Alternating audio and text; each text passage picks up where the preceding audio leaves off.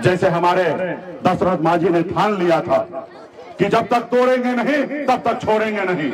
उन्होंने पहाड़ को तोड़कर एक रास्ता बना दिया। सिर्फ जरूरी है संकल्प के साथ लड़ाई लड़ना। जैसा हमारे पूर्वज ने संकल्प लिया था कि अंग्रेज को मार के भगा देंगे, भले 250 साल लगा, लेकिन लड़ाई लड़कर अंग्रेज को मार के भगा दिया साथियों। उसी तरीके से संकल्प लेना पड़ेगा कि जब तक हम अपने समाज को न्याय नहीं दिला देंगे, उनके हक अधिकार के लिए नहीं दिला देंगे, तब तक हम चैन से नहीं बैठेंगे। ऐसे हर एक व्यक्ति को संकल्प लेना पड़ेगा। बगैर संकल्प लिए हुए कोई भी लड़ाई नहीं जीत पाएंगे साथियों। आपने सुना था मोदी जी 2014 में कहे थे कि ना हमको किसी ने भेजा, ना हम आए हैं, हमें स्वयं गंगा माता ने बुलाया है।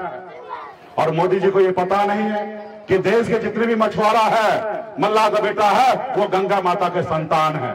वही गंगा माता हमको भी सपना में आए, बोले बेटा उठो और उनको बता दो, एक एक लोगों को संकल्प करवा लो ताकि दिल्ली वाले को आंख खुल जाए कि निसार का बेटा हाथ में गंगा जल लेकर संकल्प ले लिया है कि हम एक रोटी कम खाएंगे लेकिन अपने बच्चे को पढ़ाएंगे लिखाएंगे। संकल्प ले लिया है कि कुछ भी हो जाए हम अपना वोट को बेचेंगे नहीं, हमारा वोट वहीं गिरेगा जहां हमारा बच्चे का भविष्य बनेगा, वहां हमारा वोट गिरेगा। जो हमारी सुनेगा हम उनकी सुनेंगे, जो हमारी नहीं सुनेगा हम उनकी नहीं सुनेंगे। जो हमारे बच्चे का फिक्र करेगा हम उनकी फिक्र करेंगे, जो हमारे बच्चे का फिक्र नहीं करेगा हम भी उनकी फिक्र नहीं करेंगे। हमने एक नारा दिया, आरक्षण नहीं तो गठबंधन नहीं, गठबंधन नहीं तो वोट नहीं, और वोट नहीं तो दिल्ली का सरकार नहीं साथियों। आज यूपी, बिहार, झारखंड में हमारे पास 10% वोट है और हमारे पास 134 लोकसभा सीट है।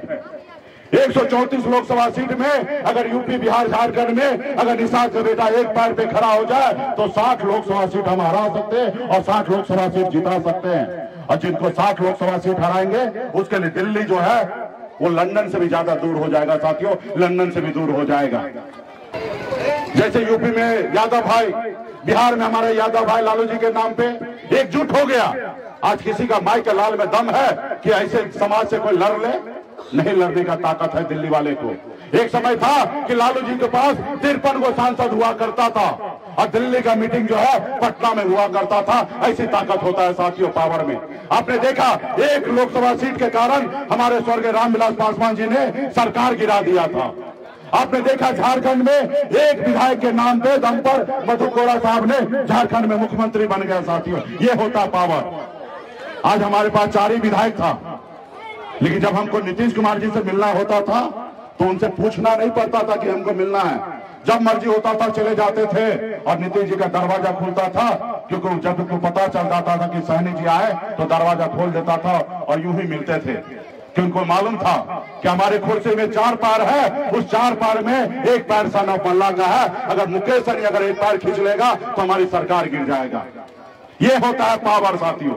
इसलिए अपनी वोट को ताकत को समझिए, अपनी वोट को संभाल के रखिए, अपने बच्चे के भविष्य के लिए लड़ाई लड़िए। जैसे दूसरे समाज अपने वोट के लिए जैसे गंभीर है वैसे लड़ाई लड़ना पड़ेगा। आज अगर आप पहुंचेंगे पावर में, आज गांव में देखिए मुखिया अगर आपका होगा तो आप जो कहिएगा सुनेगा, आपका अपना होगा। वही अगर मुखिया जी दूसरा होगा तो आपका नहीं सुनेगा। उसी तरीके से मुख्यमंत्री हो या प्रधानमंत्री, अगर आपका अपना है तो सुनेगा, अगर आपका अपना नहीं है तो नहीं सुनेगा। आपने देखा मोदी जी प्रधानमंत्री बने और उसको बनाने वाला कौन? आरएसएस। आरएसएस कौन? ब्राह्मण भूमियार लाला, उन्हीं का है संगठन। और जब वो पावर में आए तो 10% आरक्षण सामान्य जाति को, 8%, 8 लाख से कम कमाने वाले को गरीब मानकर उनको 10% आरक्षण दे दिया। आज उनका बेटा 10% आरक्षण में कलेक्टर बनता है, एसपी बनता है, एसडीओ बनता है, बीडीओ बनता है। ये कैसे हुआ? ये पावर के दम पे हुआ। आज 8 लाख से कम कमाने वाले को गरीब मानता है, यानी कि 2300 रुपया रोज कमाने वाले को गरीब मानता है भारत सरकार। लेकिन मनरेगा में आपका भाई जब काम करता है उसको 300 रुपया मिलता है। कल अगर आपका भाई वहां पे दिल्ली पहुंच जाएगा तो मनरेगा का 300 नहीं 1000 रुपया कर देगा। इसका लाभ किसको मिलेगा? आपका भाई को मिलेगा। आज हमारी बहन, आंगनबाड़ी वाली बहन मामूली सा तनख्वाह को लेके काम करती है और इतना परेशान होती है।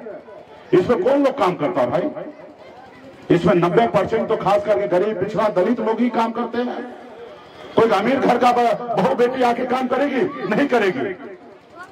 लेकिन एक तरफ आप कहते हैं कि भाई एक आदमी का जितनी कम मिनिमम 9,000 रुपया महीना, 10,000 रुपया महीना तनख्वाह होना चाहिए, लेकिन आप 5,000 में कैसे काम करा रहे हैं?